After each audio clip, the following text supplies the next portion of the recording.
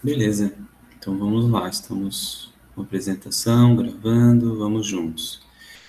Então, a gente tem conversado, né, nas aulas expositivas, dialogais, né, como a gente costuma chamar, porque o professor vem, expõe o assunto, mas também abre para o diálogo, mesmo que esse diálogo seja via chat, ou vocês possam abrir o áudio de vocês, a câmera, e aí ficar uma experiência mais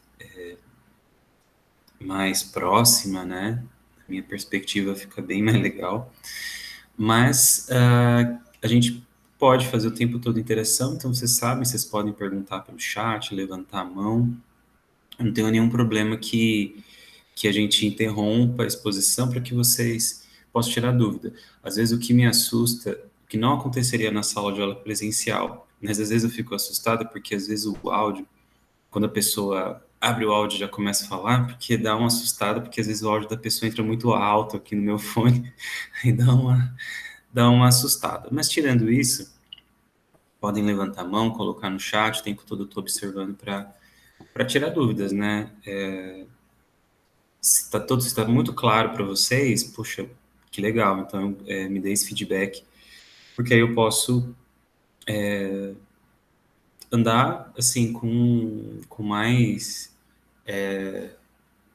Sei lá, a gente pode fazer coisas assim um pouquinho mais intensas, positivamente, assim, para o ensino-aprendizagem, né? Não que eu vou dar mais conteúdo do que está previsto, mas a gente poder esmiuçar mais alguns assuntos, tá bom? Mas vão me dando esse feedback. Então, a gente, na aula 4 está lá no AVA, do pensamento mítico ao raciocínio filosófico, essa trajetória de aulas que a gente tem tido. Nós, lembrando, né, a gente vai ter 3 blocos de aulas, né? Então, o primeiro bloco são essas primeiras aulas que nós estamos tendo, que tem esse título, né, do pensamento mítico ao raciocínio filosófico. Tá claro, eu acho, né, mas é bom sempre ressaltar que é justamente dessa transição do pensamento baseado, enraizado na mitologia. A gente vai hoje discutir um pouco mais sobre a lógica mítica e até a gente desenvolver tudo isso na Grécia Antiga, o raciocínio filosófico, que é de uma outra lógica, que é de uma outra forma de funcionamento do pensamento, tá? Então, a gente vai hoje exatamente falar as características e as distinções entre a lógica mítica e a lógica filosófica, tá? Essa é a nossa aula 4. Tocando aqui. Então, a gente já abordou esse assunto, tem um material complementar lá nas primeiras aulas, né, que eu apresentei para vocês, que é do Mitos e Histórias Sagradas, do Jornal da USP. É um programa sempre com episódios bem curtinhos, né, de 6, 7 minutos no máximo, às vezes 5, contando a história de algum mito e fazendo alguma reflexão a partir da mitologia. Lá eles não vão dialogar com a filosofia, basicamente eles vão apresentar os mitos e fazer algumas reflexões pensando na cultura, traços aí da mitologia na nossa realidade, assim, nas nossas relações, nos significados, nos sentidos que a gente dá para as coisas. Aqui a gente vai fazer essa comparação, né? Porque a gente precisa entender essa transição entre o mito e o raciocínio filosófico. E lá tem um episódio, num dos materiais complementares, que justamente o Sibila vai explicar o que é um mito, né? Como a gente conversou, né? Tá bem desgastada essa palavra, né? Se usa a palavra mito para elogiar alguém, quando e aí isso esvazia muito a palavra. Não porque ela acaba dando um outro sentido, né? O mito como se fosse algo heróico apenas. E a questão é que mito vai muito além de uma história heróica. O mito vai além. Então a gente vai ler um pouquinho sobre isso e aí eu vou dialogando com vocês, tá? O que é um mito? Um mito é uma narrativa sobre a origem de alguma coisa. A palavra mito vem do grego mitos e deriva de dois verbos. Do verbo miteio, que significa contar, narrar, falar alguma coisa para os outros, e do verbo miteo, conversar, anunciar, nomear, designar. Quem narra o mito e por que tem essa autoridade? O poeta Rapsodo, né, o qual é um escolhido dos deuses que lhe mostram os acontecimentos passados e permitem que ele veja as origens de todos os seres, de todas as coisas, para que possa transmiti-la aos ouvintes.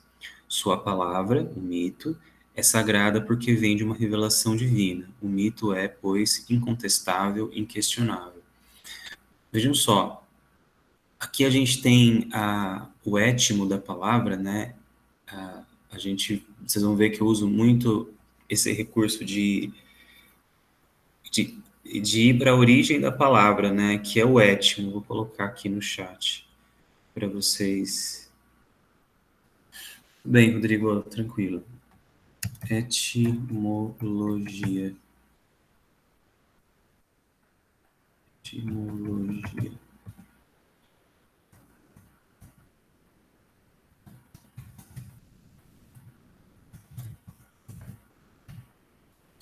Etimologia, o estudo da origem das palavras. É um pouco isso que está aí na explicação de mito. Então, quando a gente fala mito, de onde que veio essa palavra? Essa palavra vem do grego. Essa palavra que vem do grego, ela já está falando, por si só, que o mito, ele é, ao mesmo tempo, uma forma de narrativa, de contar algo para alguém e, ao mesmo tempo, de conversar, de designar. Quando a gente vai designar alguma coisa, a gente vai dizer para que serve, por que serve e de onde vem alguma coisa. Então, a gente pode designar, por exemplo, sempre eu com meus objetos aqui que eu tenho mais próximos. Por exemplo, a minha xícara que eu usei para tomar chá agora cedo. Então, eu designei a função dessa xícara, que é de tomar chá. Ela não é para tomar suco, não é para tomar bebida alcoólica, não é para tomar nada além de chá. Ela está designada. Eu tenho, acredito eu, autonomia para designar a função da xícara, certo? Eu acredito nisso. Pode ser que alguém aqui, minha esposa, diga: não, não vai usar a xícara para isso. Aí eu descubro que eu não tenho autonomia, que é muito provável. Mas a gente pode perguntar: mas quem teria autonomia para designar a função do Sol? Quem teria autonomia para designar a função dos astros? Dos astros, não os da mídia, os astros de verdade, as estrelas que povoam a Via Láctea. Quem tem autonomia, quem pode, né? Quem tem esse poder de designar a época das estações, quando que uma chuva começa, quando ela é interrompida, quem tem autonomia para designar quando que as plantações vão ser abundantes, né, na sua colheita e quando elas vão mirrar, sabe? Estão entendendo onde eu quero chegar, eu tenho certeza.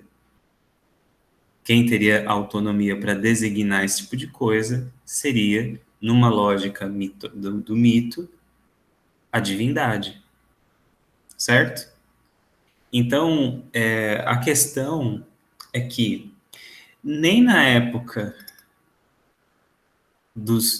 onde o mito é essa verdade incontestável e inquestionável, o homem poderia designar a função da xícara. Mas nem da xícara, professor, nem da xícara. Porque tudo, todo sentido, tudo que você pensar, ele passa pela divindade. A gente já falou, né, eu já falei isso para vocês, com certeza vocês já leram isso no texto que a gente está trabalhando. Então, nada escapa do discurso mitológico. Por exemplo, eu estou aqui, vocês não conseguem ver, mas eu estou apoiando o meu notebook numa mesa de madeira. Existe um espírito da árvore, porque a árvore ela vem da terra, que é Gaia, né? Que é um titã. Pensando aqui na lógica da mitologia grega, tá? Que é onde a gente está geograficamente aqui, historicamente dialogando. Mesmo que essa árvore ela foi cortada para fazer a madeira, assim como talvez os móveis que vocês têm em casa, ah, professor, mas o meu é MDF, então, mas MDF é um papel pensado que um papel vem da onde? Vem da árvore, então, a árvore. Concentra na árvore. Então, foi uma vida que não é uma vida só orgânica, é uma vida carregada da divindade, de aspectos da divindade, uma dádiva da divindade. Então, pensa o trabalho que você tem que fazer para cortar uma árvore para fazer uma mesa. Provavelmente você vai ter que fazer, prestar culto antes de você cortar essa árvore. Entendem onde eu quero chegar? Então, você não consegue se movimentar tão livremente quanto você pensa num lugar onde tudo está envolvido, envolto pela lógica dos mitos. E aí vocês podem pensar, poxa, mas quem que fica propagando então a ideia dos mitos? Isso na Grécia Antiga, a gente pode ter outras figuras. Por exemplo, se a gente pensar numa tribo indígena aqui na América do Sul, a gente pode pensar na figura do pajé. Tem a figura do cacique, que é o líder da guerra, é o líder da tomada de decisões mais relacionadas a algo prático, a um tipo de liderança talvez mais humana, e a gente tem uma liderança mais espiritual, que faz contato com a ancestralidade, que é o pajé, de onde muitas vezes vem, ou o xamã, de onde vem ao contar a respeito dos mitos, a respeito da narrativa da origem das coisas, do fim das coisas, do porquê das coisas, na lógica da divindade. Agora, quem é essa pessoa? Qualquer pessoa pode propagar o mito? Uma conversa, né, para os filhos, para assim, qualquer pessoa poderia discutir. Porém, quem tem essa autoridade é o chamado poeta rapsodo. Esse poeta rapsodo não é muito parecido com o poeta que a gente conhece hoje, assim, século XX, século XXI, pode pegar a modernidade. O poeta rapsodo, ele é essa mistura como se fosse, assim, de um profeta com alguém, com um pregador, mas não nos moldes da igreja cristã, né? Não é alguém que professa a partir de uma instituição, né, que é a igreja e tal. É alguém errante e que registra a narrativa, mas que ele recebeu, foi escolhido pelos deuses para que lhes fossem mostrados acontecimentos, uma revelação divina. Então a gente pode falar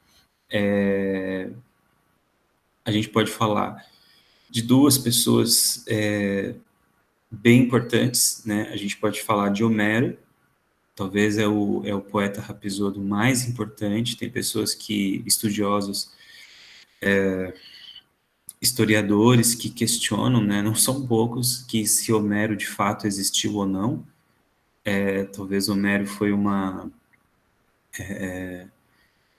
talvez tenha existido um Homero, mas esse Homero tão grande do jeito que ele existe que talvez é de onde a gente tem os principais registros da mitologia, os mais antigos, talvez alguém diga que ele não existiu, né? Mas historicamente pode não ter existido. Tem outros historiadores que falam que sim, que existiu um Homero, mas existindo historicamente ou não, ele existe como poeta rapsodo na tradição.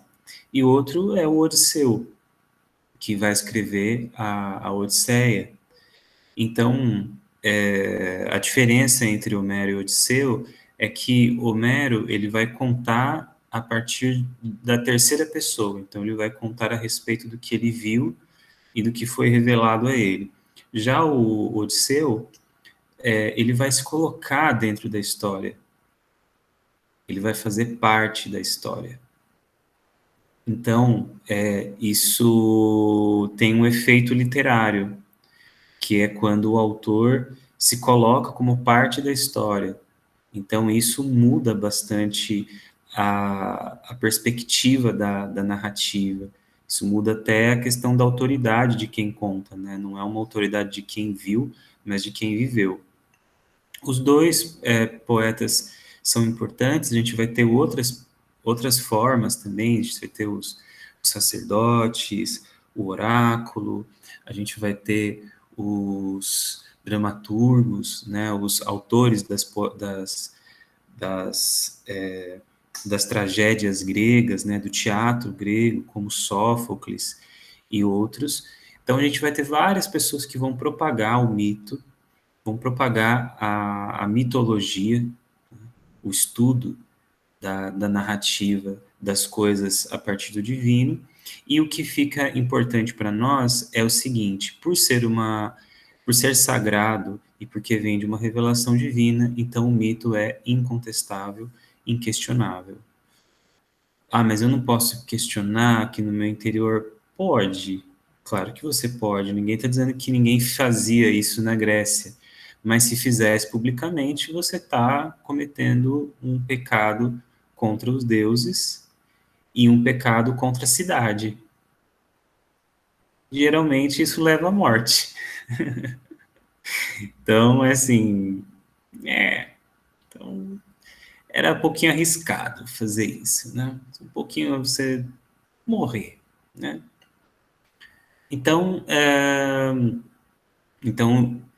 não era o caminho, o percurso do pensamento dentro da mitologia. Isso não quer dizer que levava as pessoas, em geral, a alguma sensação de revolta, uma sensação de quebrar tudo.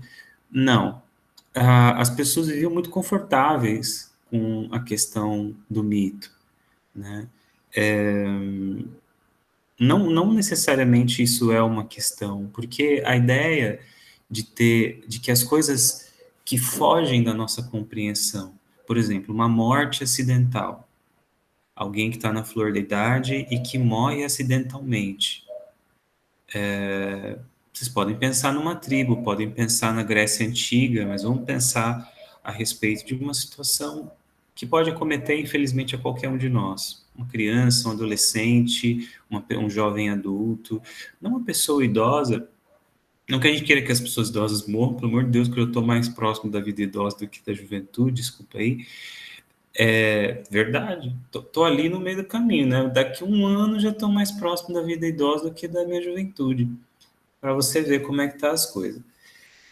Então, quem quer que o idoso morra? Mas, culturalmente, de alguma forma se espera que a pessoa idosa seja essa que vá falecer, partir, e não necessariamente a pessoa jovem. Quando isso acontece, isso gera um processo de elaboração do luto, onde muitas emoções, muitos afetos vêm à tona, né? E vem uma grande questão: por quê? Por que ele? Por que ela? Por que dessa forma? E aí vem essa sensação de falta de explicação. E aí a narrativa divina, seja ela qual for, dá uma sensação de segurança. Deus quis assim. Se foi dessa maneira, é porque tinha que ser, estava escrito. Não havia nada que poderia ser feito. E se Deus quis assim, então essa pessoa ela já não está mais aqui. Ela se reuniu com os nossos ancestrais. Agora ela tem uma vida melhor do que ela tinha aqui. Ela foi mais cedo e um dia nós vamos nos reencontrar. Percebem? Isso é o tipo de narrativa que, em geral, se a pessoa tem uma fé, ou seja, uma crença no divino, isso aquece, é o tipo de coisa que aquece o coração. Então a mitologia não está tão distante da gente, assim, ela não ficou nas tribos, nem na Grécia Antiga, não. A mitologia, ela perpassa, assim, ou seja, agora vocês entendem, né? A mitologia narrativa das coisas, todas elas, na perspectiva da divindade, ela permeia a nossa cultura e permeia claramente a nossa subjetividade. Não é à toa, volto a dizer, que Freud, Jung e outros dos pioneiros aí da psicologia científica, eles vão utilizar a narrativa mitológica não necessariamente numa perspectiva da divindade, mas numa perspectiva de uma camada mais profunda da, da psicologia humana, uma camada mais profunda que vai para além da cultura, assim, é uma camada mais. Por isso que a gente vai chamar a psicanálise freudiana, a psicologia analítica do Jung, de outros e outros, da chamada psicologia profunda, porque ela vai procurar, de uma certa forma, as bases do porquê a gente sente, porquê a gente faz as coisas como faz. Então, o mito é um ponto de contato com essa questão mais profunda nossa. Então, peguei um exemplo, poderia pegar um outro exemplo. Pensa, por exemplo, uma, uma tribo que passa por sei lá, uma enchente, né? A gente teve enchentes aí ao redor do mundo, continua acontecendo em vários lugares do mundo, isso acontece com uma tribo. Se a gente entende que a água ou que o rio, ele é uma divindade, isso muda totalmente a lógica, né? A gente pensa que o rio é um recurso natural e apenas natural, que é a chamada desmistificação, desmitologização, ou seja, você vai tirando dos elementos a sua característica de narrativa divina e a água vai virando apenas água, H2O. E isso tem mais a ver com a modernidade. Depois do século XVI, aí a gente começa a ter uma narrativa de desmistificação, desmitologização, ou seja, você tira das coisas o aspecto da divindade, que aí é um discurso que da ciência. Então, o auge dessa desmistificação, de tirar o místico, é no século XIX. Tudo isso a gente vai ver, tranquilo, tranquilo, não vou ficar pulando passos. Mas só para dizer que essa questão do mito não está tão distante da nossa época. E muitas vezes a gente mitologiza questões, não que elas não pudessem ser, mas a gente faz isso, né? O tempo todo a gente fala, né? Graças a Deus, que bom, né? Graças a Deus, louvado seja nosso Senhor Jesus Cristo, amém. Não é? Ave Maria, Nossa Senhora, me ajuda. A gente vai, na nossa linguagem, tem a narrativa da divindade. Seja para agradecer, seja para no momento de limite. E às vezes a pessoa nem tem uma crença religiosa, mas isso está na linguagem, entende? Uma pessoa que é ateia, ela pode falar assim, ah, graças a Deus. Como assim? Porque é mais profundo. Não está no nível de um raciocínio tão límpido, tão cristalino quanto se acha. E claro que a gente pode ter, e já adianto para vocês, o cientista, o pesquisador, a psicóloga, não, não tem que virar ateu, não, que negócio é esse? Se alguém contou essa lorota para vocês, se afastem disso. Vocês podem ser, podem não ser. Se fosse na época, na Grécia Antiga, não teria essa opção de ser ateu. Como você é ser ateu? Tipo, não existe, essa é uma opção da modernidade, de várias situações, inclusive do advento da ciência. Agora, porque a ciência vai procurar explicar o cosmo, o todo organizado, sem a necessidade de Deus. Por isso que você pode falar de um ateísmo, ou seja, ateu, sem o tel Deus. Então, ateísmo, e esse ismo significa ênfase. Então, ateísmo é a ênfase na não existência de Deus, assim como o teísmo é a ênfase na existência de tel, de Deus. Né? Tel é a palavra, assim como está ali em mitel, né? Também é uma outra possibilidade, não coloquei, mas é uma outra possibilidade de origem da palavra mito, né? Que é o tel, né?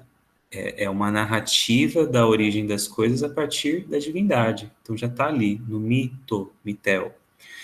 Então a gente pode ter, mas o psicólogo, a psicóloga não precisa deixar de ter a sua crença, os seus valores espirituais e religiosos. O que a gente precisa entender é onde é que isso se encaixa no nosso fazer como psicólogos, entende? E isso é uma construção ética que a gente precisa entender, em que muitas vezes a minha crença, o meu valor, não tem que entrar em discussão. E que isso é para mim, e saber diferenciar o que é meu e o que é o do paciente é muito importante. Esse é um exercício que a gente vai ter que refletir no decorrer da nossa trajetória no curso. Bom, eu acho que aqui a gente já meio que deu uma boa falada aqui sobre a questão dos mitos. Alguém tem alguma pergunta, alguma questão, alguma coisa que ocorreu para vocês enquanto eu falava? Se sim, podem levantar a mão, colocar no chat, ou abrir o áudio também, fica à vontade. No? Por enquanto, não. Por enquanto, não. Então, beleza. Então, vamos seguindo aqui.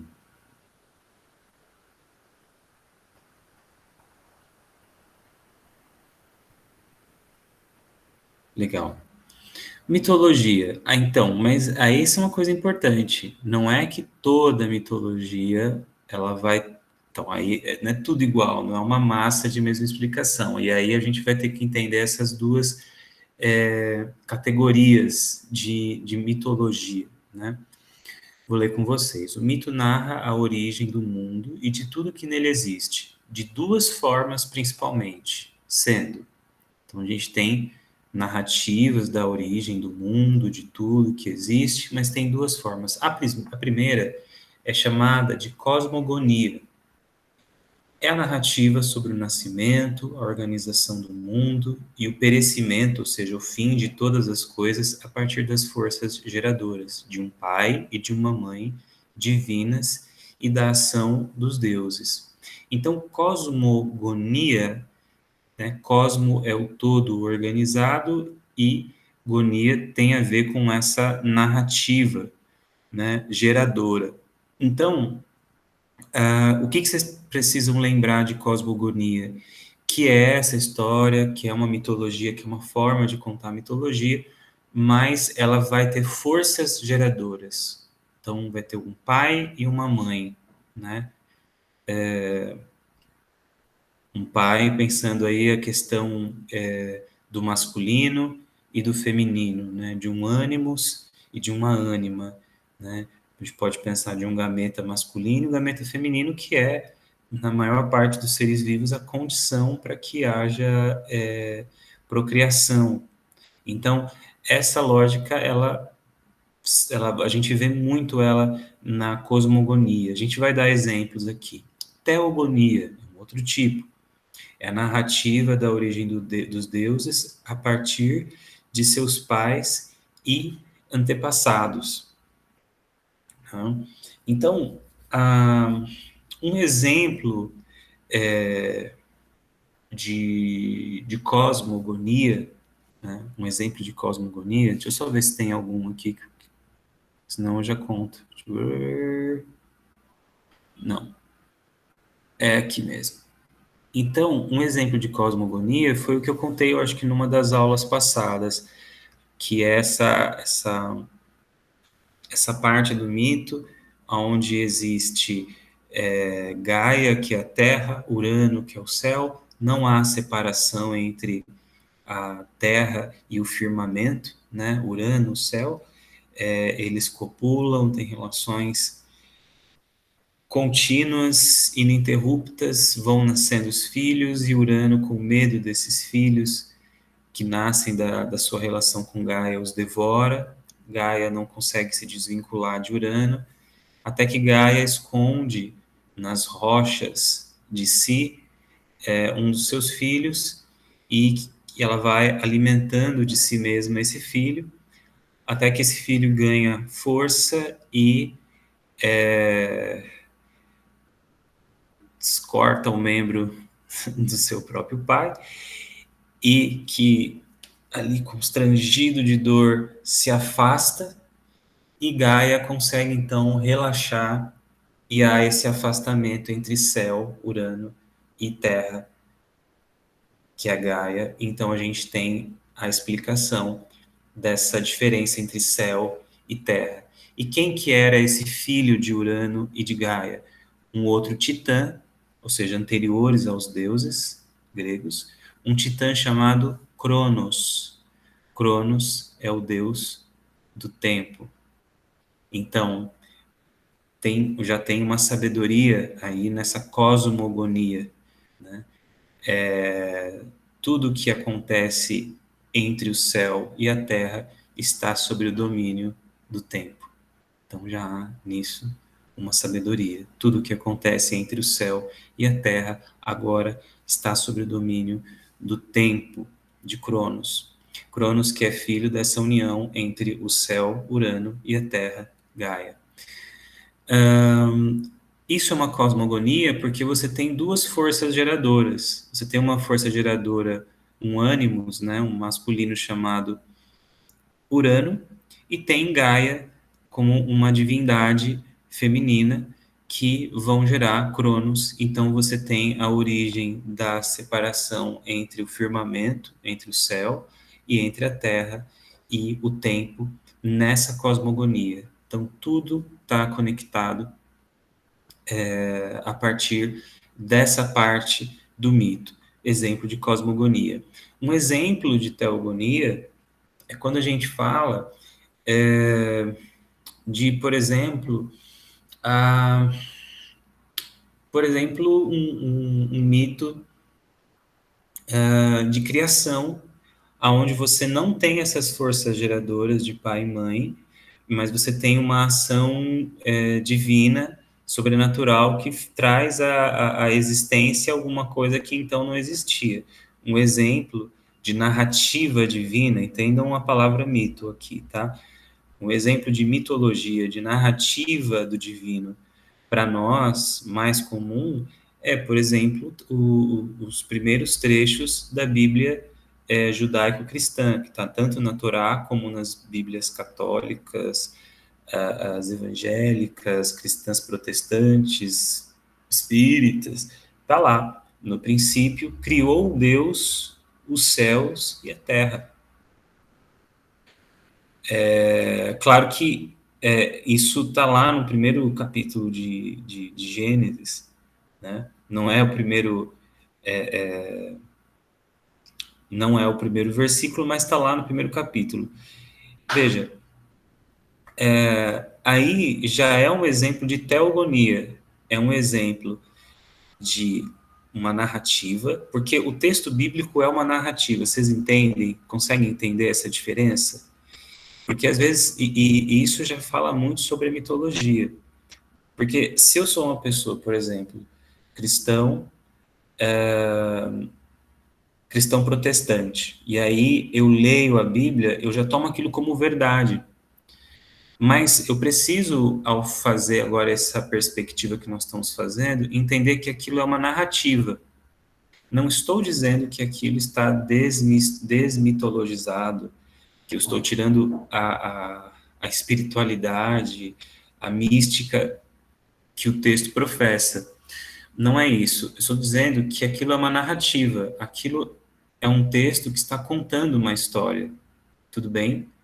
Então, quando eu pego num aplicativo, ou quando eu pego um texto impresso, eu estou lendo o quê? Um livro. E qual que é a função de um livro que é impresso, ou de uma história que é contada? Não é uma narrativa?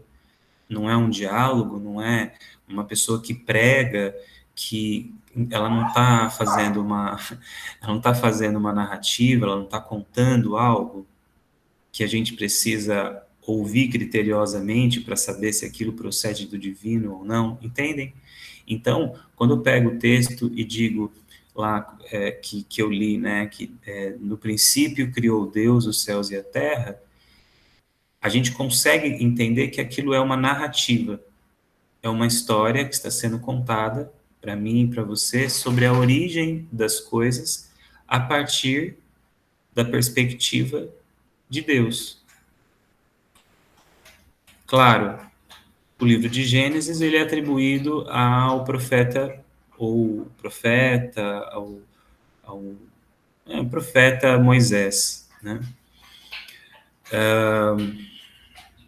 Mas isso é passado de maneira milenar, essa história de pai para filho, tanto que na Torá existe essa orientação de que os pais hebreus, né, fizessem essa passagem, né, de narrativa, assim, e falem dos textos para os seus filhos o tempo todo, porque, de novo, é uma narrativa, é um diálogo, é uma história que está sendo passada.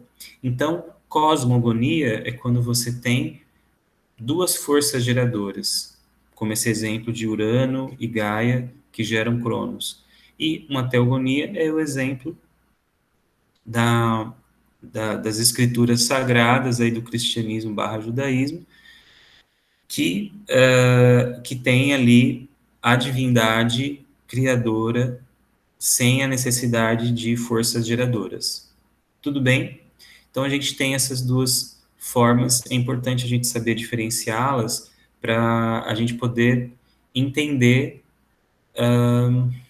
de que maneira que acontecem a origem das coisas. Quando a gente tem duas forças geradoras, né, em geral a gente está falando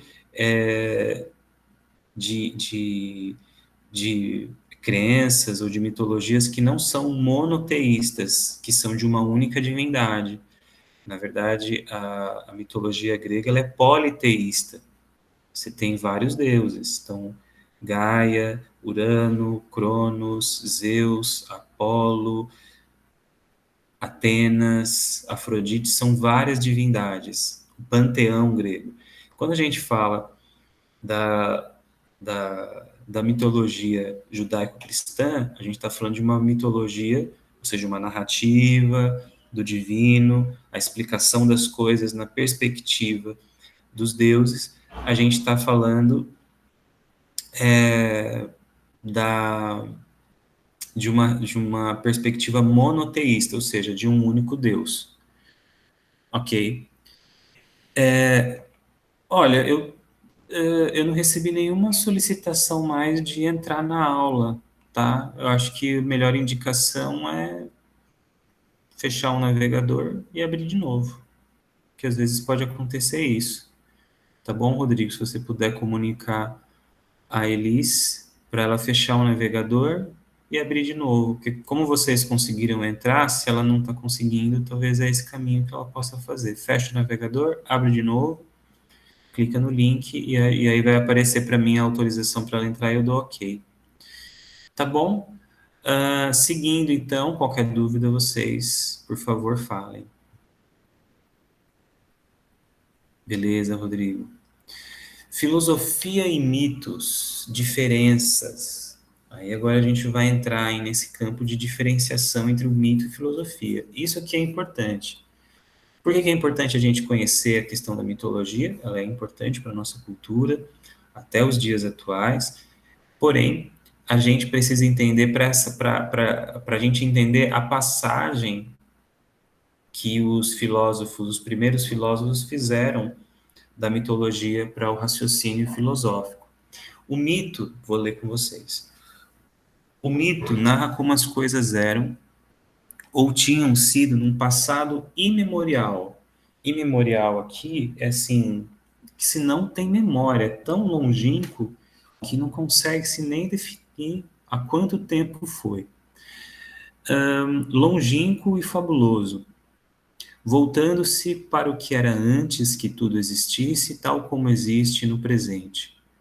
Ao contrário, a filosofia se preocupa em explicar como as coisas são na totalidade do tempo. Isso é uma diferença importante. Quando a gente fala de mito, a gente está falando assim, quando que aconteceu o mito, né, esse trecho da mitologia do nascimento de Cronos, né, entre Gaia e Urano. Fabuloso, longínquo e memorial. Quando isso aconteceu? Em que momento? Há 1 milhão de anos? Há 13 milhões de anos? Não importa. É um tempo tão longínquo que a gente não consegue acessar. O importante é saber que aconteceu dessa maneira, na perspectiva dessa mitologia. Agora, a filosofia, ela se preocupa como explicar as coisas. Agora apareceu aqui, Elisângela Bandeira. A filosofia se preocupa na totalidade do tempo. Isso vai ser importante da seguinte forma.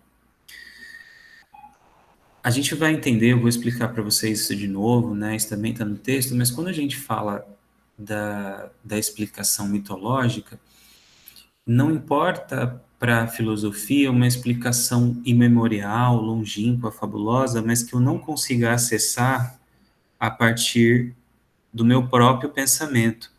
Se eu dependo da narrativa de alguém, mesmo sendo um poeta rapsodo, né, alguém que foi eleito pelos deuses, eu não consigo acessar pela minha própria razão.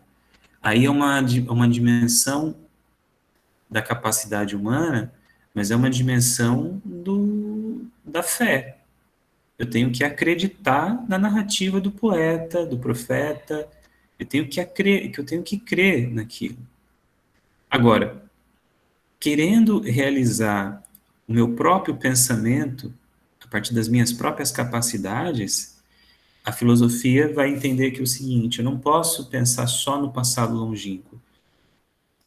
O pensamento, ele tem que se valer tanto do passado, seja ele memorial longínquo, mas que tem e precisa ter conexão com o presente e precisa ter perspectiva no futuro. E a gente vai ver isso. Então, se a filosofia for entender assim, qual que é a origem do universo? A explicação precisa valer para o passado, precisa valer para o presente e precisa valer para o futuro. Entendem?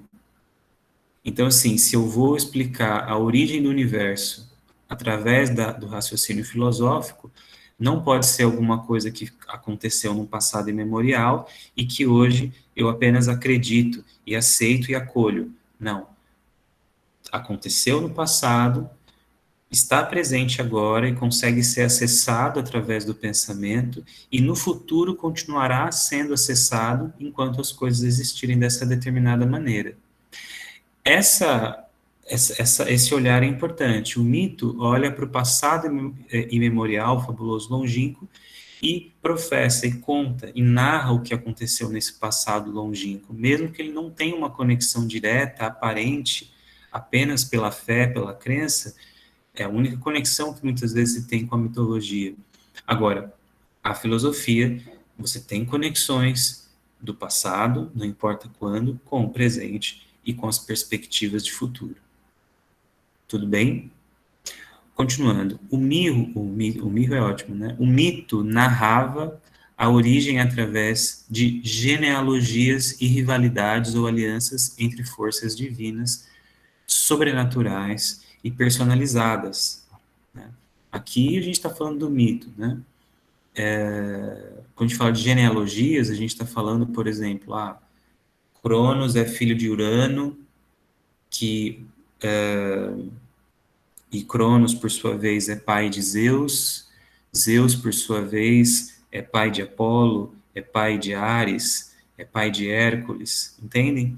Então, existe uma genealogia, existe uma relação de ascendência e de descendência, né? Rivalidades, né? Então, a gente pode ter a rivalidade entre Cronos e Urano, entre Cronos e Zeus, alianças entre as forças divinas, sobrenaturais e personalizadas. Eu posso falar de uma aliança entre Zeus, Poseidon e Hades, né, quando eles definem os limites das divindades. Então, Zeus fica com os céus, Poseidon fica com o mar e Hades fica com as regiões inferiores para onde vão as almas, né, depois da morte. Então, a gente está falando aqui da maneira como o mito narra a origem das coisas, enquanto a filosofia, ao contrário, explica a produção natural das coisas por elementos naturais e impessoais. A filosofia vai procurar explicar aquilo que está na natureza, no universo, pelos próprios elementos da natureza e os próprios elementos do universo. Impessoais, no sentido de que não está transformando o céu numa pessoa, em Urano, não está transformando o tempo numa pessoa chamada Cronos. É impessoal. O tempo, o espaço, os astros, a terra, a água, são elementos naturais e não são transformados em pessoas, em personalidades. Até aqui, tudo bem? Lucinéia, Cris, tudo bem? Continuando. O mito não se importava com contradições, com o fabuloso e com o incompreensível, quer pela narrativa mítica ou pela autoridade do narrador religioso.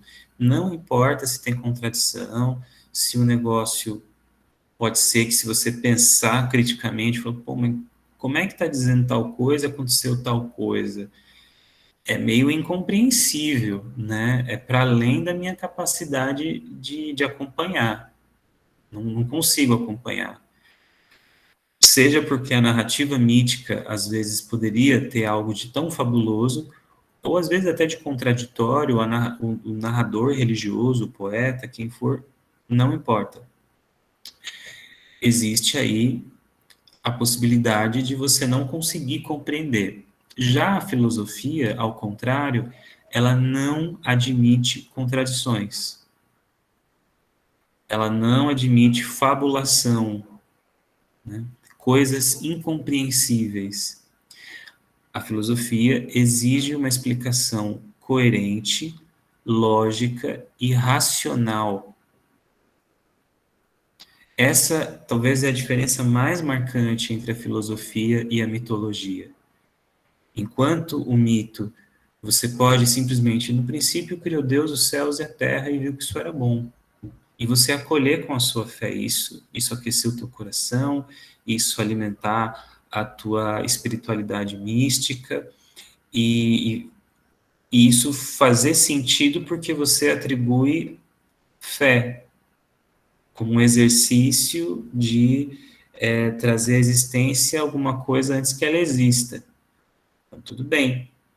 Agora, se você olha para a realidade, para o céu e para a terra, e entender a origem dessas coisas como coisas naturais, impessoais, que se expliquem não por um passado imemorial, mas por um passado que está conectado com o presente e com o futuro, então você precisa de uma explicação que não tenha contradições, você precisa de uma explicação que não tenham elementos incompreensíveis, você precisa de uma explicação coerente, lógica, racional.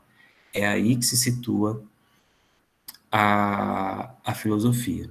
Aí talvez alguém que pode estar pensando, poxa, professor, mas o senhor está dizendo então que não existe lógica, não existe razão em nenhuma forma de mitologia? Claro que a gente pode falar que sim, mas a gente precisa fazer um acerto, que tem, tem contradições, com certeza. Você tem, dependendo do poeta Rapsódio que conta, ele vai contar uma determinada versão que aí o outro não conta. Você tem coisas que você encontra em Homero, por exemplo, que você não encontra em Ulisses, em Odisseu. Tem coisas que você vê descrito de uma forma que não está na outra, né? Você tem os livros que foram considerados lá, depois da Reforma Protestante, como os livros que são apócrifos, né? Ou seja, que não são da revelação divina, e tem aqueles que são da revelação divina, que lá são os 66 livros da Bíblia cristã. E tem aqueles que não estão. Aí você pega a Bíblia católica, tem lá Macabeus, tem sabedoria, não está na Bíblia evangélica. Porque dependendo da perspectiva, você vai falar da iluminação, da capacidade que aquele livro tem de vir de uma revelação divina. Você não está olhando se aquele livro ele é lógico, coerente, racional. O critério para você olhar as coisas é diferente. Então, isso não é um problema para a mitologia, a questão de não ser compreensível a partir da capacidade humana, de ter contradições, de ser fabuloso, isso não é um problema para a mitologia. Agora, para a filosofia, obter conhecimentos das coisas naturais pelas suas próprias características impessoais, de uma explicação que tenha valor no passado, no presente e no futuro, e que então, através da própria capacidade humana, explique a, o cosmo, que é o universo, então você não pode ter contradição, não pode ter nada que seja incompreensível, você precisa ter uma narrativa que não seja da divindade, você precisa de uma narrativa que seja da razão. Então, por isso a gente termina aqui o slide falando a autoridade vem da razão, né? De algo ser razoável. É razoável que isso aconteça? Isso vem da palavra razão, né? Eu consigo conceber isso através do meu pensamento, entende? Ou eu preciso dar um salto e acreditar no que você está me contando, né? Aí se eu perguntar, tipo, um exemplo, né, que está no Ariano Suassuna, né, lá no Alto da Compadecida, que é muito divertido, né, que vai lá e conta, assim, a história bem fabulosa, absurda, incompreensível, linda também, né, emocionante, e aí pergunta assim, mas foi? Ele fala assim, sei não, só sei que foi assim. Isso, isso é bem, assim, a cara da mitologia, de uma forma geral. Lógico que ele é feito de maneira para ser divertido, engraçado, é um olhar carinhoso, cuidadoso do Oriano Suassuna. Bom dia, Chiara. Para as narrativas lá no Nordeste, né, e brasileiras, né, dessa junção entre a cultura e o religioso, é muito inteligente, muito sagaz o que o Ariano Suassuna faz, delicado, né, mas é isso, assim, não sei, só sei que foi assim, se você me perguntar demais, eu não vou saber responder, só sei que foi assim, porque ele está narrando, o Chicó, na verdade, ele é um grande rapisodo, né, das histórias ali, da, do, do contexto, né, onde se passa o Alta Compadecida. Então, vista essas diferenças, então a gente vai começar aqui a falar dos principais filósofos que a gente comentou na aula passada. É importante que vocês não precisam decorar, mas saber que eles existiram e que tem diferenças, né? A gente vai explicar com mais detalhes isso, vamos pensar juntos, mas basicamente a filosofia essa que está juntinha ali com a mitologia, ela vai ter um nome, né? Que é chamada filosofia pré-socrática, ou filosofia cosmológica, ou os filósofos da natureza, tem vários nomes. Se a gente quiser pensar na questão histórica, a melhor forma de chamar eles é a filosofia pré-socrática, para dizer que eles vieram antes de Sócrates. É onde vocês vão achar, assim, a filosofia pré-socrática, para vocês poderem localizar na linha do tempo. Então, quando fala de filosofia pré-socrática, está falando do século 7, século 6 antes de Cristo. Lá com os pré-socráticos, já vai para esses caras, para essa região, para a Grécia, então já localiza aí para vocês. Quando a gente fala de cosmológico, a gente está falando que esses filósofos tinham um interesse em comum. E isso também é legal a gente saber. Não é só que eles vieram antes de Sócrates, mas que eles estudavam o universo como um todo. Cosmo, o todo organizado, e lógica ou logia é estudo, conhecimento. Então, cosmológica significa o estudo do todo organizado. Então, eram os filósofos que tentavam entender o todo. Eles não pegavam situações soltas, né? Eles pegavam o todo e tentavam entender esse todo, claro, em perspectivas diferentes, e a gente vai procurar entender isso, tá? E quem são esses principais filósofos, né? A gente tem o primeiro, né, que é a escola jônica. Quando a gente fala de escola, a gente está falando de está falando basicamente ali das polis, que são as cidades-estados, que são cidades que estão ali na Grécia, né, mas que elas têm as suas próprias leis, têm a sua própria forma de funcionamento. Então, o que acontece na Jônia não necessariamente vai ter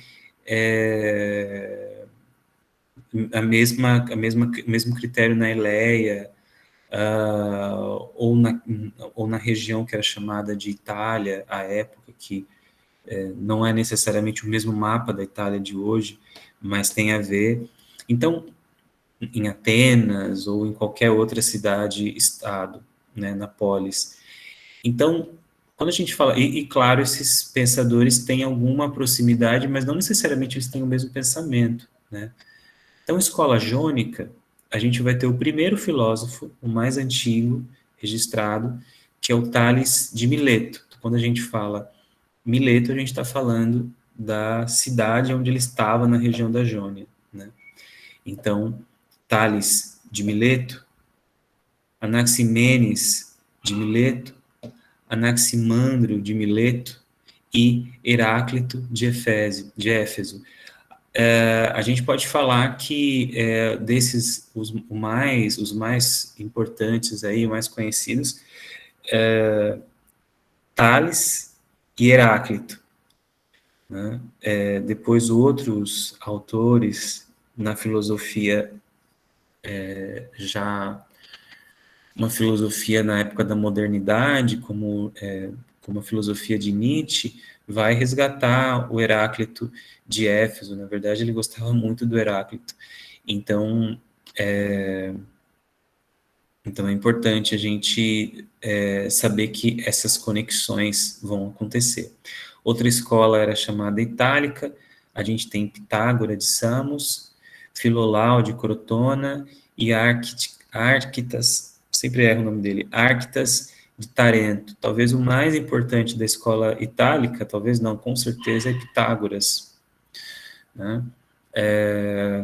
Pitágoras, que era também matemático, e era muito comum que os filósofos pré-socráticos, eles fossem, assim, ávidos por conhecimento de todo tipo. Então, eles eram geógrafos, matemáticos, eram historiadores, eles procuravam conhecimento de maneira ampla. Porque se eles estavam procurando conhecimento do todo, ou seja, cosmologia, então eles também procuravam conhecimento de maneira, assim, o que a gente chamaria hoje de multidisciplinar. a filosofia, nessa época, ela abarcava todos os conhecimentos. Então, não era equivocado que um filósofo, por exemplo, estudasse astronomia, matemática e também aquilo que talvez hoje a gente entenda como próprio da filosofia, né? A outra escola é a escola eleata, Parmênides de Eleia e Zenão de Eleia. Talvez o mais importante entre os dois é Parmênides, com certeza, e a gente vai ter aí uma espécie de, como posso dizer, uma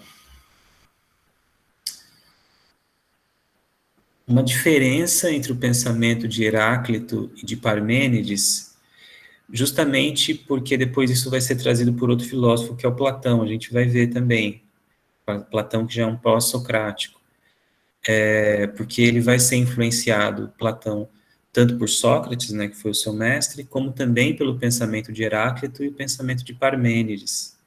Então, não é uma coisa assim, tipo, o pensamento do filósofo fica só fechado na sua caixinha. Não, ele tem desdobramentos, porque a história da filosofia é uma história de uma comunidade, de um pensamento. Então, não é equivocado o Nietzsche resgatar o pensamento de Heráclito, porque eles estão dentro de uma mesma perspectiva, que é a perspectiva da filosofia. Porque se eles estão, todos eles, tentando falar de coisas, de, de, de chegar a explicações, a compreensões que tenham valor para todos os tempos, tanto para o passado, o tempo como um todo, passado, presente e futuro, então não faz diferença se eu estou falando de Heráclito ou de Nietzsche, entendem? Então, na filosofia tem esse barato, assim, de que você pode dialogar entre pessoas da história que são de momentos diferentes do teu, porque no final das contas você está num âmbito de pensamento em que o tempo é visto como um todo. Então, nessa esfera onde o tempo é visto como um todo, o pensamento de um filósofo que viveu 2000 anos antes de mim, talvez não está tão distante do meu pensamento hoje. Isso pode parecer uma coisa meio incompreensível, talvez dito agora, mas vocês vão ver que não é tão absurdo. E talvez um exemplo que mostra que não é tão absurdo, porque por que a gente continua depois de 130 anos estudando Freud? É porque provavelmente ele escreveu algo, ele estudou algo que diz respeito a algo que não está se esvaindo com o tempo. Entendem?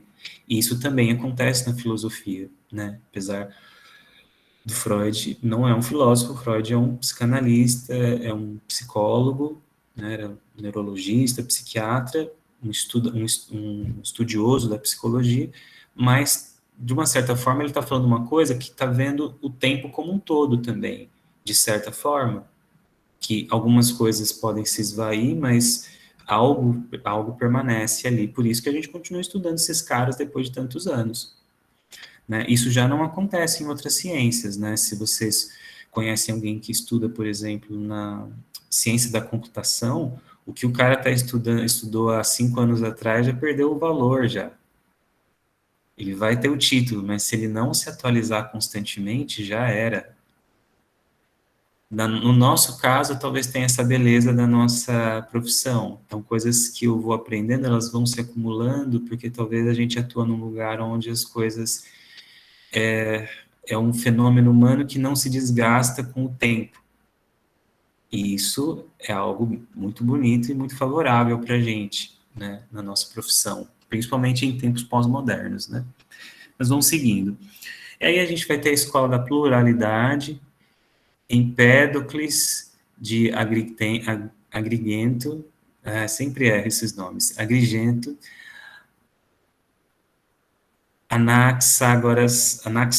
Jesus amado, Anaxagoras de Clasômeda, parece que eu estou lendo bula de remédio, né?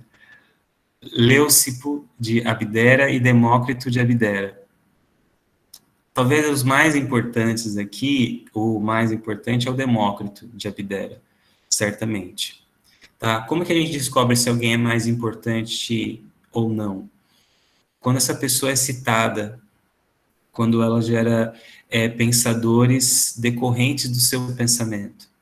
A gente sabe que Freud, por exemplo, é alguém importante porque ele deixou muitos discípulos e muitos dissidentes, porque até para ter os haters, né, para ter aquelas pessoas que não vão gostar do nosso pensamento, mas vão ter que falar do nosso pensamento para se opor ao nosso pensamento, entendem? Então, isso vai dando relevância do pensamento. Então, por isso, eu estou dizendo quem que é mais e menos importante aqui, tá? Esse é o meu critério, de ser citado, de ter pessoas que pensaram outras coisas como um desdobramento do que falaram esses filósofos. Tudo bem? Isso aqui é um quadro para vocês guardarem, né? Depois eu vou disponibilizar para vocês o PDF da aula, mas não é uma coisa para vocês decorarem, é uma coisa para vocês terem acesso ali e olharem quando vocês precisarem. Professor, Pode falar, querida. eu escrevi no chat, mas acho que você não viu. Eu queria saber se surgem filósofos em destaques, mesmo nos dias atuais. Não entendi a sua pergunta, se surgiram. Não, se surgem hoje em dia filósofos assim tão importantes quanto esses que a gente viu. Sim, sim. A gente tem que, como posso dizer, contextualizar, né, essa questão da importância. Com certeza a gente tem filósofos que convivem e que são nossos contemporâneos, que foram super importantes, assim, para o pensamento. A gente vai ver alguns deles, mas a gente pode colocar, por exemplo, um que nos ajuda muito a tentar entender esse nosso tempo de redes sociais, da maneira como a gente lida com a internet e tal, por exemplo, o Zygmunt Bauman, né? E aqui eu estou chamando de filósofo não quem fez o curso de filosofia, eu estou chamando de filósofo quem se encaixa nessa categoria de exercer o pensamento racional, que pode de repente ser um psicólogo, uma psicóloga, um sociólogo, um historiador, mas nesse caso, por exemplo, o Zygmunt Bauman, ele já é falecido, morreu há uns anos atrás, bem velhinho, mas ele falou muito sobre as relações das redes sociais, sobre o amor líquido, né, sobre as relações líquidas, sobre isso que ele tava, que a gente chama hoje de pós-modernidade. Então, nos ajuda muito a compreender esses tempos que a gente vive, o tempo presente, mas fazendo a conexão com o tempo passado e coisas que vão se valer também para o futuro, a partir da lógica. No século XX, a gente teve muitos filósofos importantes, né, filósofos que continuam sendo citados e que são considerados grandes filósofos, assim, colocando todo mundo na linha, sabe? Assim, na linha, digo assim, longe da regra. Colocando todo mundo no mesmo patamar, dada a sua época, a gente tem filósofos super importantes. Por exemplo, a gente vai ter no século XX os franceses, como Jean-Paul Sartre, que, que já veio para o Brasil, inclusive. A gente vai ter o Merleau-Ponty, a gente tem o Heidegger, tem a Hannah Arendt, tem, tem filósofos que são nossos contemporâneos também. A própria aqui no Brasil, a própria Marilena Chauí, né? Ela também é uma filósofa bastante importante, né, do pensamento filosófico daqui do Brasil, da América Latina. Esses pensadores que você citou, eles exercem sim um papel de filósofos, né? Talvez aí desses três, os dois que são filósofos são o Cortella e o Pondé. O Clóvis de Barros, ele não é filósofo de formação, né? Mas o pensamento dele, a maneira como ele se coloca no mundo, é uma postura filosófica, né? Isso é certo. Agora, de formação acadêmica, né, em termos de universidade, ele era professor da ECA. Não sei se ele se aposentou, né, por tempo, né, mas ele era professor da ECA na USP.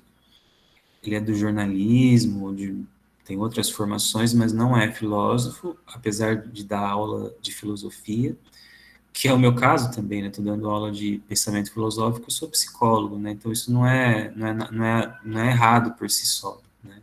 A filosofia tem mais a ver com um exercício de pensamento do que uma formação. Mas é lógico, se você está falando de uma profissão, existe, né? Você, poxa, posso me tornar um filósofo academicamente? Pode, você pode fazer uma graduação de filosofia também, mas a filosofia ela tem muito mais a ver com um exercício de pensamento e não com um certificado, né? E não se engane, no nosso caso também, o ser psicólogo também tem a ver com um exercício de ser, mais do que do certificado. Então, esse processo que vocês vão ter no começo do curso, no decorrer do curso, vocês talvez não consigam ver no primeiro momento, mas as pessoas ao redor de vocês vão começar a perceber que vocês estão um pouco diferentes. Com certeza. Algumas pessoas vão reclamar, e depois que você começou esse curso, você ficou muito estranha, você está diferente. Outras pessoas vão se aproximar porque vão perceber essa diferença. Qual é essa diferença? Não sei também, para mim é difícil explicar. Eu sinto que é para melhor, mas porque a gente vai ficando diferente, a gente vai vendo e vai percebendo as coisas, não só no mundo, mas na gente mesmo de outra forma, né? Então, também a maneira de fazer filosofia é assim. Então, esses caras que vocês estão falando são filósofos, acho que importantes, acho, porque é uma perspectiva, né? Posso estar errado, mas eles são filósofos importantes não porque eles têm um pensamento original, né? Assim como Parmênides, como Sócrates, como Platão, muitas vezes eles estão só professando, né, a partir da teoria desses outros filósofos. Mas por que que eles são importantes? Porque eles estão compartilhando com o senso comum, eles estão dialogando com o senso comum, estão conversando com pessoas do dia a dia, coisas que muitas vezes não chegam para o dia a dia. Então, você ligar lá um jornal e tem o Cortella, ou o Pondé, ou o Clóvis de Barro comentando. O jornal da TV Cultura tem isso. Aí eles vão lá e fazem um comentário, aí vão num programa de televisão, dão entrevista, dão palestra, você acha vídeo desses caras no YouTube falando sobre assuntos. Poxa, está fazendo com que esse conhecimento chegue para as pessoas sem que as pessoas tenham que cursar uma universidade para ter aula com esses caras. Então, para mim, esses caras já são muito importantes, já, porque eles estão divulgando o pensamento filosófico e mostrando para as pessoas que elas têm capacidade de entender o universo sem que alguém faça isso por elas, que é o grande barato de ser, porque esses caras são professores, todos eles têm isso em comum. Não, talvez não sejam todos filósofos de formação, mas eles têm uma coisa em comum, todos eles são professores. Então, isso de trabalhar, né, e de formar pessoas, de compartilhar o conhecimento, eu acho que é o grande barato, assim, desses filósofos que a gente tem acesso nas mídias, né? Isso é bem legal. Acho que alguém perguntou alguma coisa no chat aqui. O filósofo chamado Homero é aquele que traz o pensamento filosófico com um significado mais profundo sobre o sangue. Na verdade, Rodrigo, o Homero, na verdade, ele não é um filósofo, tá? O Homero, ele é um poeta. Talvez é o poeta mais importante da Grécia, sobretudo da Grécia mais antiga, né? O Homero, ele é esse poeta rapsodo que vai contar as histórias dos mitos na perspectiva dos deuses, né? Na perspectiva da origem de todas as coisas dita pelos deuses. Um outro é Odisseu, vai escrever Odisseia, e aí ele vai se colocar na história. E aí isso é diferente de Homero, porque Homero conta a partir daquilo que os deuses o revelaram. E ele conta a partir daquilo que ele viveu. Isso é diferente. Então, eles são poetas rapsôdos, eles são anteriores à filosofia, tá? Eles são anteriores ao século 7 e 6 antes de Cristo, então eles são mais antigos, tá? Também passamos por esse momento de introspecção, com certeza, né? Mas é uma introspecção no encontro com o outro, né? Ao mesmo tempo você fica introspectivo, você se volta para as coisas que talvez não sejam tão óbvias, né? Que são internas, mas na relação com o outro que é o terapeuta, né? Que é alguém, aspas, estranho, né? Então é uma introspecção, mas que ao mesmo tempo você está intro, mas ao mesmo tempo você está lançado para fora, né? Você está dialogando com alguém que não é você. Então isso é bem aspas, bem louco, né? No melhor sentido da palavra. Vamos seguindo aqui. Então agora falando das características, né? Das cosmologias, né? Que é essas várias escolas da filosofia pré-socrática. Vamos ler aqui juntos e aí eu vou fazendo comentários, tá? O fundo eterno, perene, imortal, imperecível, de onde tudo brota e para onde tudo retorna, é o elemento primordial da natureza e chama-se physis. Isso aqui é importante, por quê? Porque quando a gente fala que os filósofos vão estudar a natureza, porque eles também são chamados, né, de filósofos da natureza ou da physis, mesmo nome para ou vários nomes para os mesmos filósofos, né? Pré-socráticos, filósofos da cosmologia, filósofos da natureza, eles têm uma compreensão específica sobre a natureza. Eles vão dizer o seguinte, que o universo como um todo, esse universo que a gente olha, se vocês têm uma janela próxima de vocês, e vocês conseguem ver o céu, talvez ver uma árvore, eu consigo ver alguma árvore aqui na minha janela, consigo ver as nuvens, então um dia bem cinzento, tem vento, a gente consegue ter uma dimensão do mundo onde existem lugares diferentes, agora é dia aqui em São Paulo, onde nós estamos, mas é noite em outros lugares do mundo, né? A gente está tendo acesso direto ao Sol, talvez as nuvens atrapalhem, mas existem aí um acesso do Sol, enquanto outros lugares do mundo têm acesso a outra constelação, a outras constelações, a Lua, enquanto aqui no hemisfério sul a gente está nesse momento do inverno, no hemisfério norte eles estão vivendo o verão. Então, se a gente começar a pensar que essas coisas, eu estou falando de uma organização, certo? Por que eu sei que aqui que lá é verão e aqui é inverno? Porque existe uma organização e existe uma repetição, certo? Tudo bem? Quando eu falo das estações do ano, existe uma repetição, como se fosse um ciclo. Quando eu falo dessa troca entre dia e noite, também existe uma repetição, certo? Quando a gente está falando dessa repetição, a gente está falando ao mesmo tempo de algo que permanece. Tudo bem? Ah, professor, mas veja bem, né? A gente está no inverno, mas hoje está frio, mas fez um calorão esses dias aí. Sim, claro que as coisas mudam, mas a gente tem uma estrutura de permanência. O nosso planeta não está vagando em direção ao Sol para explodir, né? Se tivesse, vocês me avisam, que eu interrompo a aula e vou fazer outra coisa, né? Porque aí a gente vai virar bola de fogo, lá como já diria o funk, né? Vai virar uma bola de fogo.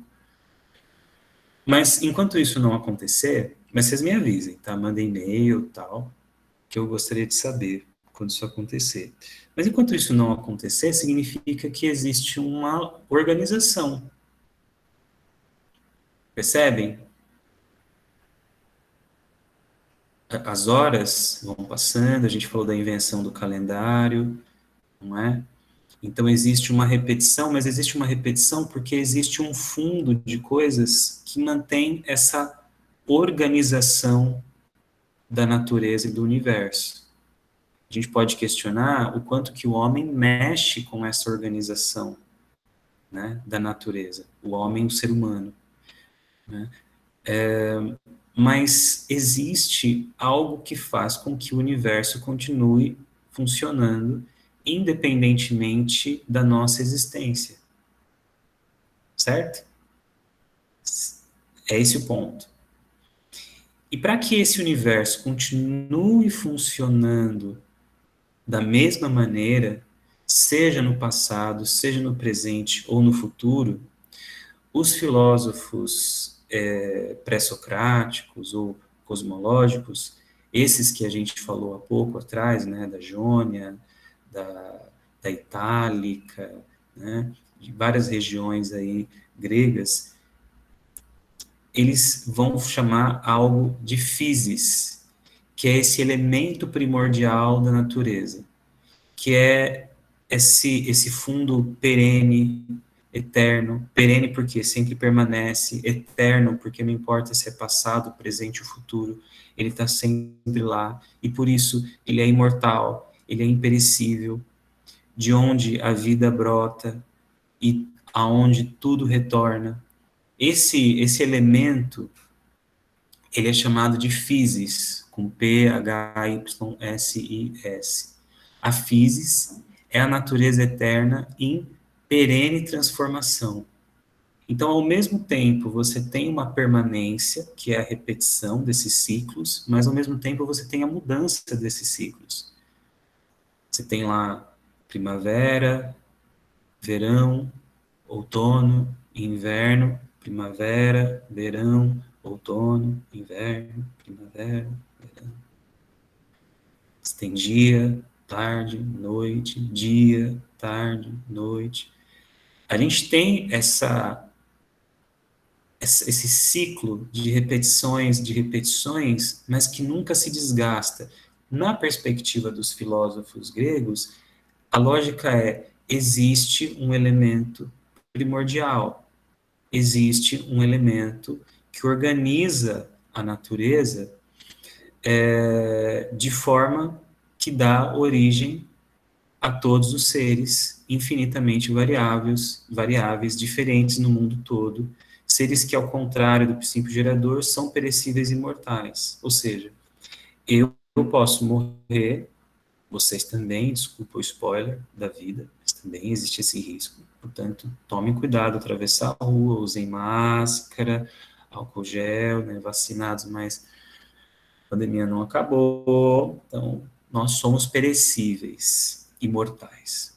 Mas, para os filósofos, na lógica, eles falam, cara, se o negócio está se repetindo e nunca se desgasta, sempre se repete, não importa se o rei morre, não importa se a rainha morre, se o plebeu morre, não importa se o poeta morreu, não importa se o sacerdote morreu, não importa se tem guerra, não importa se tem paz. As estações, os dias, as constelações, o sol, a lua, estão sempre lá, se repetindo, e tudo se repete, e os ciclos da natureza. E mesmo que os elementos gerados por esse elemento primordial pereçam e sejam mortais, alguma coisa tem que permanecer para que haja uma base para que essa vida continue existindo. E isso eles vão chamar de physis. Então, todos esses filósofos que a gente viu, esses aqui, ó, todos eles, todos, por isso que eles fazem parte de um mesmo bloco de filósofos, que são os filósofos pré-socráticos.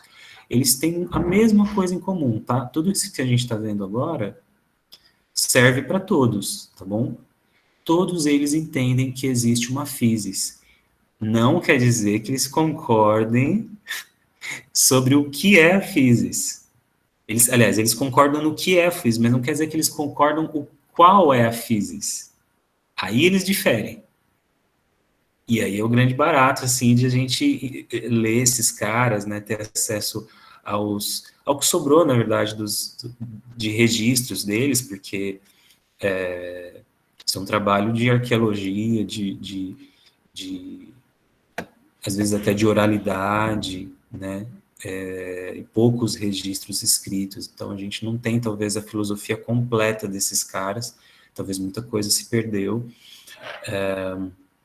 mas o fato é que todos eles entendiam que existia essa physis, que dá origem a todos os seres diferentes, mas que é o princípio gerador da vida e que é esse fundo perene, eterno, imortal, imperecível, gerador, ok? A mudança, nascer, morrer, mudar de qualidade, de quantidade, chama-se movimento, e o mundo está em movimento permanente. O fato, por exemplo, de que nascem pessoas, nascem animais, morrem animais, o clima estava quente, agora está frio, estava seco, agora está chovendo, né? Era noite, agora é de dia. Essas mudanças chama-se de movimento. O mundo, o universo está em movimento, mas a partir dessa physis, que é esse elemento primordial da natureza. Até aqui, tudo bem? E tudo isso que eu falei é comum para todos os filósofos pré-socráticos. E tudo isso aqui eles usaram o pensamento lógico, tá? A gente vai ver como é que funcionou essa lógica para, talvez para alguns deles, não para todos, porque aí seria um outro curso, não é essa a nossa ideia. Mas é importante que vocês vejam alguns desses pensamentos, até porque isso vai ter a ver com o trabalho que vocês vão fazer para a atividade N1, que eu ainda tenho que mandar para vocês, não mandei, mas tranquilo, precisam ter quase ainda um mês e meio para fazer em dupla ou trio. Então, não vai ser nada impossível. Mas eles têm esse pensamento comum. E aí, continuando, né, ainda sobre as características das cosmologias, né? O movimento do mundo chama-se devir, o qual segue leis rigorosas que o pensamento conhece. Essas leis são as que mostram que toda mudança é passagem de um estado ao seu contrário. Então, a gente vai ouvir muito em filosofia, quando vocês leem, inclusive os filósofos modernos do século XX, vai falar assim, tem um filósofo que é o Martin Heidegger, que é um filósofo, talvez um dos mais importantes, não só do século XX, mas da história da filosofia, porém, como ser humano, é uma pessoa minimamente polêmica, para a gente não dizer, né, assim, talvez querer qualificá-lo um pouco mais. Talvez uma pessoa complexa e complicada, mas a sua filosofia é super importante. E ele vai dizer que o ser humano é um devir. O ser humano é um devir. Quando ele diz isso, ele está realmente fazendo menção à filosofia pré-socrática. Ele está dizendo que nós estamos numa passagem de um estágio para o seu contrário, que nós estamos em movimento, mas que nós podemos compreender, através do pensamento, esse devir que é o ser humano. Devir também pode significar projeto. Nós somos um projeto. Projeto no sentido, sim, de que nós vivemos, funcionamos como a partir de leis rigorosas que o pensamento conhece e tal, como está dizendo aqui o slide, mas a gente também é projeto no sentido de projetar, de ser lançado. Nós somos lançados. E lançados aonde? Num futuro. Né? Isso já é mais Heidegger falando, né? Nós temos a capacidade de nos futurizar, né? E nós nunca estamos acabados, né? Finalizados, porque nós sempre somos um devir. Nós estamos em movimento, isso nos caracteriza. Mas não é só o ser humano que é um devir, o mundo está em movimento. Então, o mundo está em movimento, porém, existe esse elemento primordial, eterno, perene, imortal, que é a physis. O devir é, portanto, a passagem contínua de uma coisa ao seu estado contrário, e a passagem não é caótica. Vejam vocês, isso é importante. A passagem de um estado para o outro não é caótica, mas obedece a leis determinadas pela physis, por esse fundo perene, imortal, imperecível, eterno, ou pelo princípio fundamental do mundo. Na verdade, physis ou princípio fundamental do mundo é a mesma palavra, tá? O mesmo sentido. Então, significa o seguinte: nós mudamos, a natureza muda, o mundo está em movimento, e isso caracteriza o mundo. Então, as estações, os dias, o clima, as marés, as fases da lua, tudo está mudando, né? A posição dos céus, está tudo mudando. Só que isso não é obra do acaso, isso funciona a partir de leis que podem ser compreendidas. Um detalhe, agora vocês entendem por que que os filósofos pré-socráticos, eu falei que eles eram astrônomos, matemáticos, historiadores? Porque, para inclusive entender essa relação entre devir, movimento e physis, eles precisavam entender como é que essas coisas aconteciam do ponto de vista lógico. Para vocês terem uma ideia, né, eu vou já terminar com o próximo slide, com essa última frase aqui importante, e abrir depois para perguntas, para a gente trocar uns 10 minutinhos aqui, se vocês quiserem, lógico, né, mas seria bom para fixar o conhecimento, e claro, vocês lerem, né, e fazerem as suas anotações, como eu vejo que vocês têm feito, né, vejo pela câmera aberta, dá para ver, né, que vocês estão anotando, isso é claro, e é bom que aconteça. Mas veja,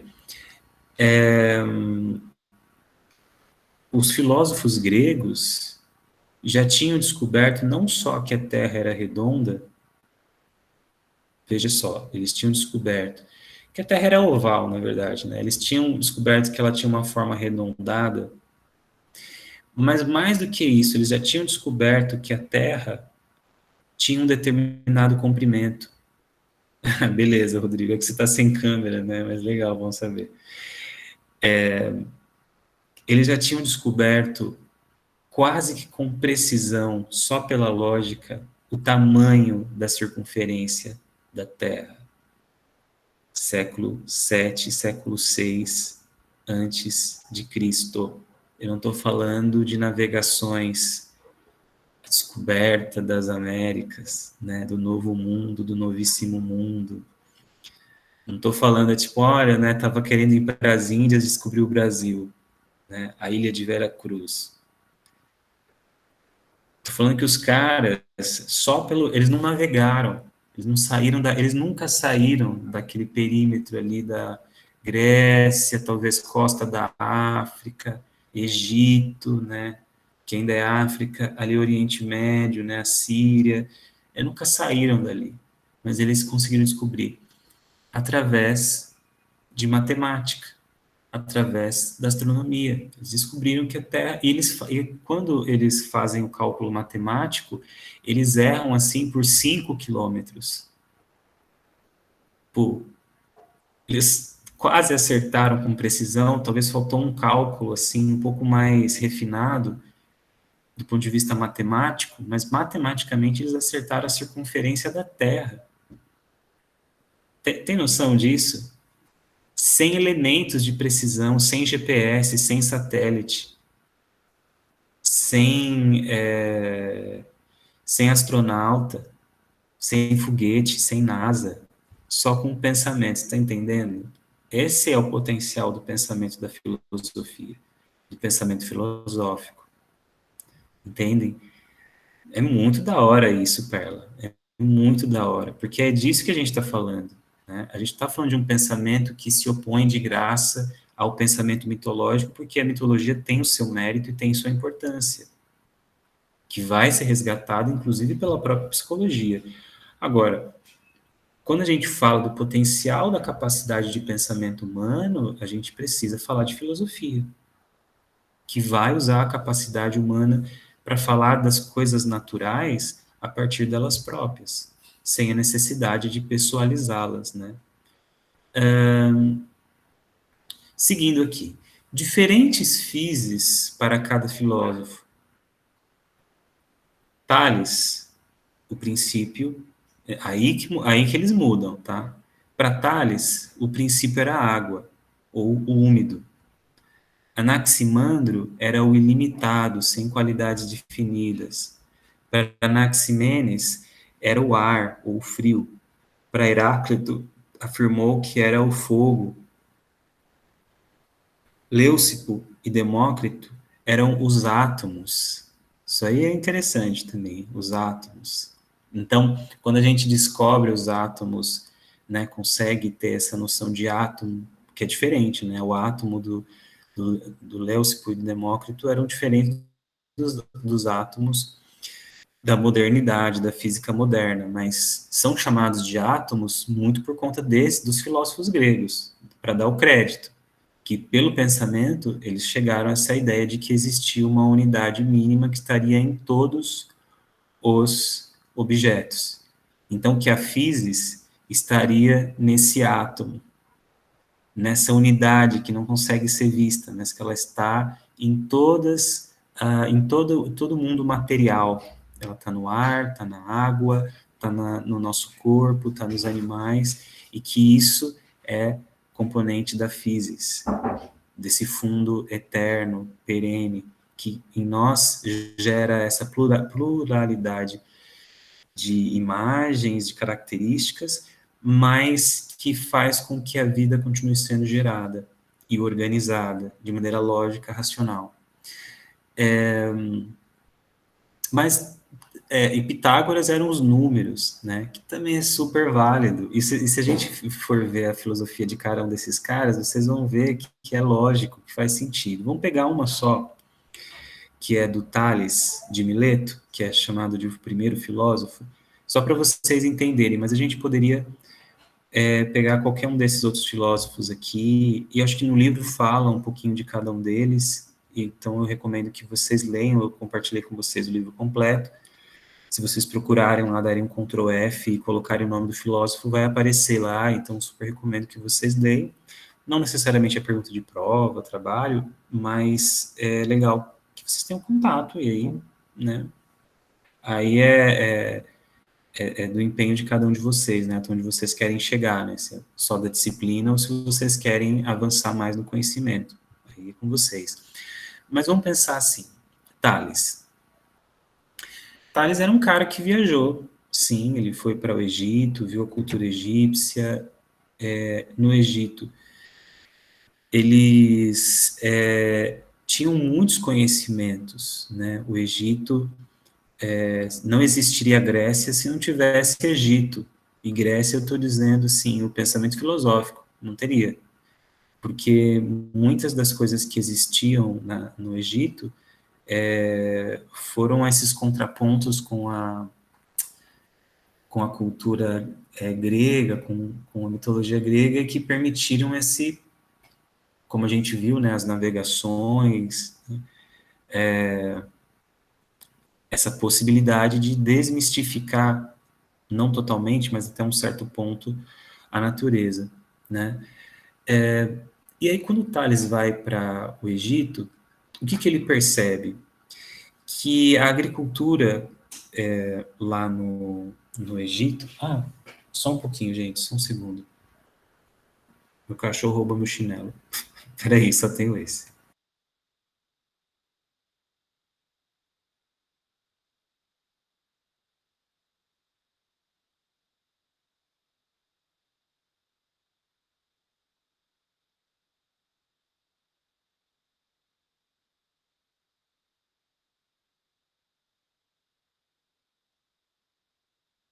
Não, ele já devorou dois, já o terceiro. pode, não. Pelo amor de Deus. Haja chinelo, vou começar a ser acionista aí de alguma fábrica de chinelo, porque tá, pode não. Então, aí Tales começa a perceber o seguinte, como que os egípcios, né, faziam plantações, como é que eles faziam agriculturas? Alguém aqui sabe? Vocês já ouviram falar disso? Eu vou falar aqui, mas pensem vocês aí e tal. Muitos de vocês talvez já saibam. Eles faziam a medição do solo, porque existia o Nilo, e ainda existe o Rio Nilo, que é um rio maior em termos de extensão do que o rio Amazonas. Então, é um rio enorme. Talvez não seja tão largo, mas ele é um rio largo, mas não é tão largo, talvez, como muitos trechos do rio Amazonas, que às vezes parece um mar, né? Não sei se vocês tiveram oportunidade, se tem alguma manauara por aqui, mas é muito bonito. E o que acontece? O rio Nilo, que era para os egípcios uma divindade, o rio Nilo era uma divindade, mitologia. O rio Nilo era uma divindade, era um deus para os egípcios. E esse deus que gerava vida, ele tinha a época do transbordo e tinha a época da baixa do rio. O que acontecia? Depois do transbordo do rio, e quando vinha a baixa, as margens do rio Nilo ficavam, claro, úmidas, elas ficavam próprias para o cultivo de é, de várias coisas, né? De várias culturas, né? De vários tipos de sementes e de alimentos. Então, como é que eles sabiam aonde plantar? Porque isso é importante. Você tem que plantar aonde o rio transbordou. Você não pode, e eles tinham que fazer isso de maneira que eles pudessem prever o que ia acontecer. Então, eles usavam algo que em grego ficou chamado como geometria. Então, tinham várias previsões, não era um cálculo fácil, não eram só as cheias, tem o cálculo, né, você tem que pensar no efeito que a Lua faz também, tem que pensar no ciclo lunar, então tem todo um cálculo, mas que basicamente ele vai gerar algo chamado de geometria. O que que é a geometria? Vou colocar aqui no chat, né? Geo, caraca, geo, terra, metria, medição.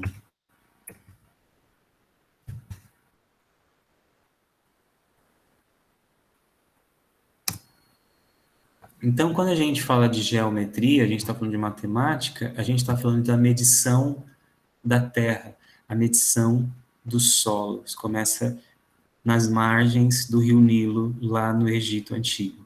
Legal, né? Então, eles começam essa medição. Só que essa medição, eles usavam instrumentos para fazer, né? E aí, Tales, Pitágoras, outros filósofos, eles vão começar a usar só a razão para fazer esse cálculo, sem precisar usar instrumentos físicos. Eles vão usar cálculos matemáticos. Aí a gente vai ter lá, começar a ter as fórmulas matemáticas, sabe aquelas fórmulas que a gente aprende no colégio?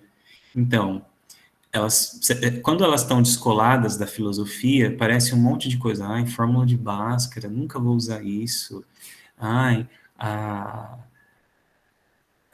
as somas dos catetos é igual ao quadrado da hipotenusa. Para que eu vou saber disso? Mas quando você começa a ver isso a partir de uma perspectiva da história e da perspectiva da filosofia, cara, fica muito interessante. Na verdade, você vai resolver o problema só com o seu pensamento, sem você precisar usar instrumentos. Olha só. Então, o que acontece? Chegando em Tales, o Tales, quando vai pensar no princípio, na physis, né? No princípio que é perene, eterno da vida, ele, como qualquer outro filósofo, tem que pensar em algumas coisas. Tem que pensar, por exemplo, que esse princípio tem que estar no passado, não importa quão longínquo seja, tem que estar no presente e tem que estar no futuro. E que, para que haja vida, para que haja movimento e haja repetição, esse elemento também precisa estar no passado, precisa estar no presente, precisa estar no futuro. E o Tales, ao olhar para o rio Nilo e perceber que toda a vida dependia da água do rio Nilo, qual que é a sacada que ele tem? A physis é a água. Aí você não fala assim, professor, é meio óbvio. É óbvio para a gente na época onde existe uma profusão de conhecimento, de informação, mas os caras não têm nada disso. Estão só usando a lógica e a observação. Então, quando a gente pensa em vida, nós aqui que estamos vivendo essa época pós-moderna, 2021, no meio da pandemia, mas quando a gente pensa de vida, algum lugar que tenha vida, precisa de ter um elemento que exista, não importa se é no passado, no presente ou no futuro. E que esse elemento pode mudar de forma, mas ele mesmo, na sua essência, não muda. A água preenche esse quesito para vocês?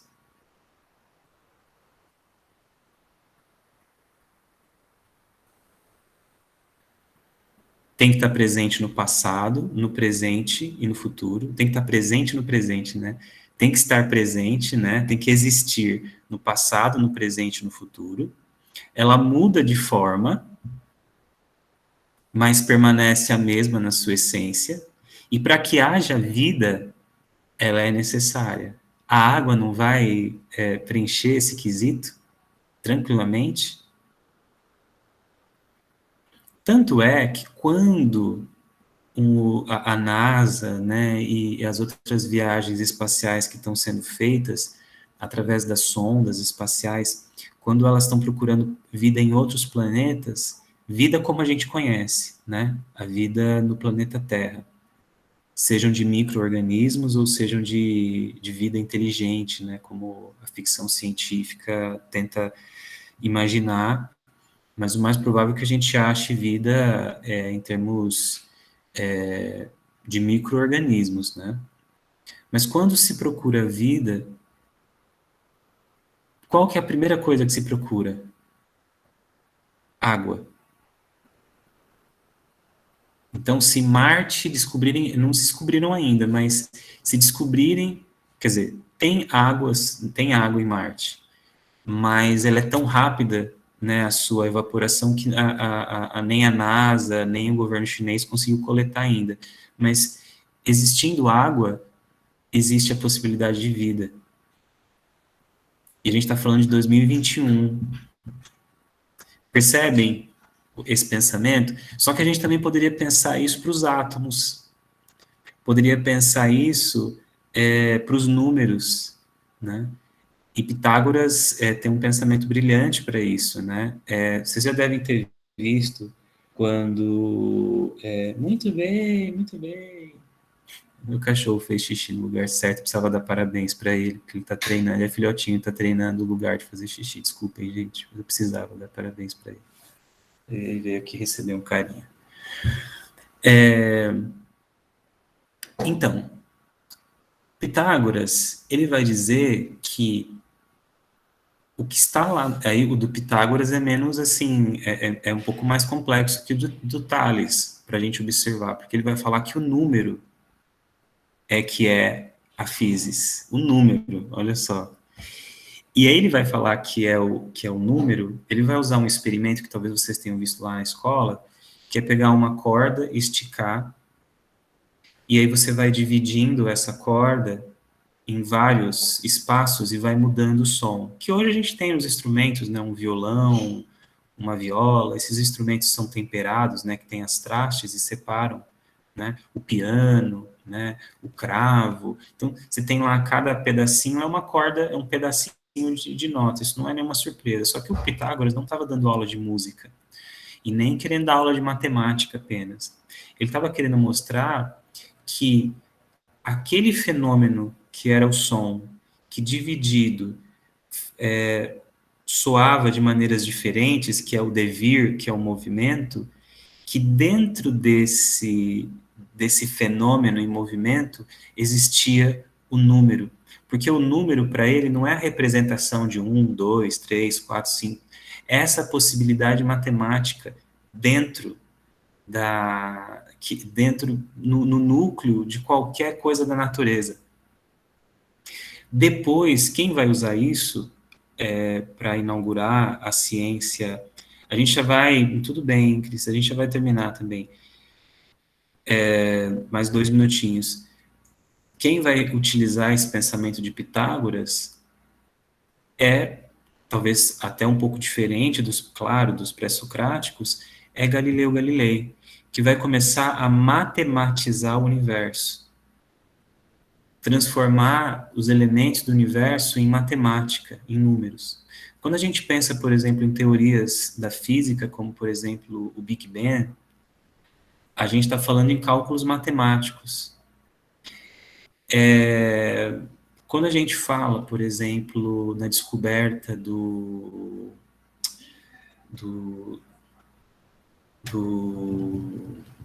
buraco negro, que até pouco tempo nunca tinha sido visto, tiraram uma foto que foi um cálculo matemático, foi uma cientista, uma mulher, tem muitas cientistas, a maior parte das pessoas fazendo ciência são mulheres, essa que é a verdade, isso é importante dizer, principalmente na psicologia, claramente, né? Tem lá um bendito entre as mulheres, lá um fruto entre as mulheres, e o resto são as mulheres mesmo fazendo ciência. E ela foi e conseguiu fazer um baita de um cálculo, um algoritmo, matemática complexo, fotos de centros astronômicos de observação ao redor do mundo, e conseguiu uma fotinha que talvez a gente possa até considerar ridícula, mas foi a comprovação da existência dos buracos negros, uma das comprovações. Só que, bem antes de ter a comprovação, os físicos, aí esses físicos modernos, já estavam utilizando das teorias, mas na verdade baseadas na matemática para dizer que existiam os buracos negros.